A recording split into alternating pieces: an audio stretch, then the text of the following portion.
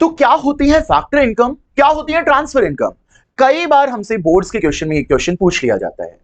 हमसे ये भी पूछ लिया जाता है कि फैक्टर इनकम को हम नेशनल इनकम में इंक्लूड क्यों करते हैं, ट्रांसफर इनकम को नेशनल इनकम में इंक्लूड क्यों नहीं करते। फैक्टर इनकम के एग्जांपल्स बताइए, ट्रांसफर इनकम के एग्जांपल बताइए, या फिर लिस्ट दे देंगे, बोलेंगे आइडेंटिफाई करिए कि कौन सी फैक्टर इनकम है, कौन सी ट्रांसफर इनकम है। इन्हीं क्वेश्चंस का आंसर आज हम इस वीडियो में देखने वाले हैं। तो welcome back to the students. हम लोग आज इस वीडियो में कवर करेंगे कि क्या होती है फैक्टर इनकम और क्या होती है transfer income.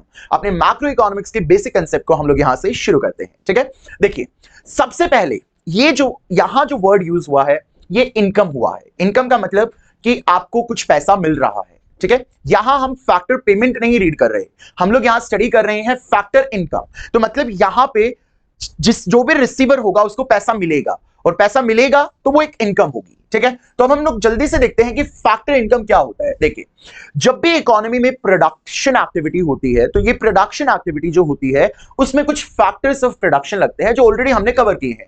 Factors of production क्या होते हैं? Land, labour, capital, entrepreneur. ये चार मेजर फैक्टर्स ऑफ प्रोडक्शन होते हैं जिनकी हेल्प से इकोनॉमी में प्रोडक्शन होता है। अब ये चारों जो फैक्टर ऑफ प्रोडक्शन होते हैं ये हाउस होल्ड सेक्टर सप्लाई करता है। अब ये जो चारों फैक्टर ऑफ प्रोडक्शन है ये हाउस होल्ड सेक्टर प्रोवाइड करेगा फर्म सेक्टर को। तो मुझे बताइए, क्या ये जो चारों फैक्टर्स ऑफ प्रोडक्शन होंगे वो फ्री ऑफ कॉस्ट मिलेंगे फर्म सेक्टर को? Answer is a big no. Firm sector को ये factors of production household sector से फ्री में नहीं मिलेंगे, बल्कि कुछ पैसा फर्म सेक्टर को, हाउस होल्ड सेक्टर को इन फैक्टर्स ऑफ प्रोडक्शन के बदले देना पड़ेगा। और जो ये फैक्टर्स ऑफ प्रोडक्शन के बदले फर्म पैसा देगा उसी इनकम को हम बोलेंगे फैक्टर इनकम। ठीक है, तो यहां पे हम देखते हैं कि फैक्टर इनकम क्या होती है। Factor income is that income which is earned, यहां पे वर्ड जो हम यूज करेंगे वो अर्नड वर्ड यूज करेंगे, which is earned bye factors of production. और कौन कौन से फैक्टर्स ऑफ प्रोडक्शन होते हैं? Land, labour, capital, entrepreneur, for the factor services provided by them in the production process. जब भी प्रोडक्शन का प्रोसेस होगा स्टूडेंट्स तो ये फैक्टर ऑफ प्रोडक्शन अपनी सर्विसेज देंगे। जैसे लेबर कुछ काम करेगा, कैपिटल के बदले आप एसेट्स खरीदोगे, ठीक है, लैंड पे आप जो प्रोडक्शन का एक्टिविटी है पूरा कैरी आउट करोगे। तो ये जो फैक्टर्स ऑफ प्रोडक्शन है ये कुछ सर्विसेज दे रहे हैं जिनको हम लोग फैक्टर सर्विसेज बोल रहे हैं, और इन्हीं सर्विसेज के बदले इनको जो इनकम मिलेगी उस इनकम को हम लोग बोलेंगे फैक्टर इनकम। ठीक है, तो income which is earned by the factors of production in return of their services. उन्होंने जो सर्विसेज दी उसके बदले में जो इनकम उनको मिली फैक्टर्स ऑफ प्रोडक्शन को, उन सर्विसेज को हम लोग बोलेंगे फैक्टर इनकम। और चार मेजर फैक्टर ऑफ प्रोडक्शन होते हैं: land, labour, capital and entrepreneur. ठीक है, अब ये जो चारों फैक्टर होते हैं ये फ्री ऑफ कॉस्ट अवेलेबल नहीं होते। लैंड पे आपको रेंट देना होता है, लेबर को आपको वेजेस देनी होती हैं, कैपिटल पे आपको इंटरेस्ट देना होता है, और एंटरप्रेन्योर के लिए आपको प्रॉफिट्स को रखना पड़ता है। तो ये रेंट, ये वेजेस, ये इंटरेस्ट और ये प्रॉफिट, इन्हीं को हम लोग क्या बोलेंगे? Factor income. यही क्या होंगे?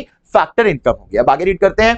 Factor income of normal resident is included in the national income. जो भी हमारे नॉर्मल रेजिडेंट हैं उनको जो भी फैक्टर इनकम मिल रही है उस फैक्टर इनकम को हम नेशनल इनकम में इंक्लूड करेंगे। ठीक है, for example rent, interest, wages and profit, it is earning concept. जो फैक्टर इनकम है वो एक अर्निंग कंसेप्ट है, क्योंकि यहां पे you are doing something, that's the reason you are getting some money. तो आप कुछ काम कर रहे हो इसीलिए आपको पैसा मिल रहा है। इसीलिए ये जो कंसेप्ट है ये कौन सा कंसेप्ट हो गया? अर्निंग का कंसेप्ट हो गया। आपको मिल नहीं रहा, आप कमा रहे हो बेसिकली।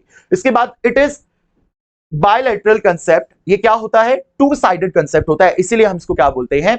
बायलैटरल कंसेप्ट होता है। आप कुछ काम कर रहे हो, बदले में आपको इनकम मिल रही है, इसीलिए कौन सा कंसेप्ट हो गया? ये बायलैटरल कंसेप्ट हो गया। यहां पे आप देख सकते हो ये फैक्टर्स ऑफ प्रोडक्शन होते हैं, लैंड, लेबर, कैपिटल, एंटरप्रेन्योर, और इन पे जो आपको इनकम मिलती है उसी इनकम को हम लोग क्या बोलते हैं? Factor income. यहां पे जो इंपॉर्टेंट क्वेश्चन है, फैक्टर इनकम जो है वो नेशनल इनकम में काउंट क्यों होती है? क्योंकि फैक्टर इनकम की वजह से हमारे इकोनॉमी में प्रोडक्शन होता है, हमारी इकोनॉमी में प्रोडक्टिव सर्विसेज होती हैं। तो प्रोडक्टिव सर्विसेज होती हैं, इसीलिए जो भी फैक्टर्स इनकम होंगी इन फैक्टर इनकम्स को हम लोग नेशनल इनकम में कैलकुलेट करेंगे, क्योंकि इनकी वजह से हमारी इकोनॉमी में कोई ना कोई प्रोडक्टिव एक्टिविटी कैरी आउट हो रही है। ठीक है, अब इसी के रेफरेंस में हमारी जो सेकंड टाइप की इनकम है that is transfer income.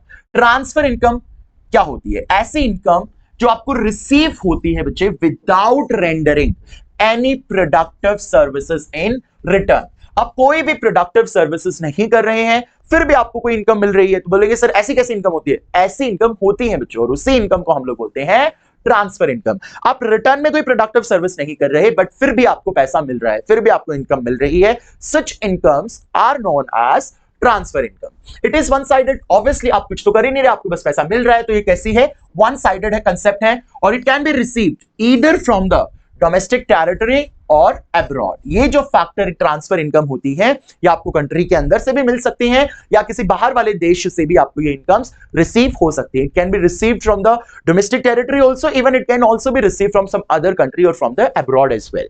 It is not included in national income, क्योंकि ये जो इनकम है वो किसी प्रोडक्टिव सर्विसेज की वजह से नहीं मिली है।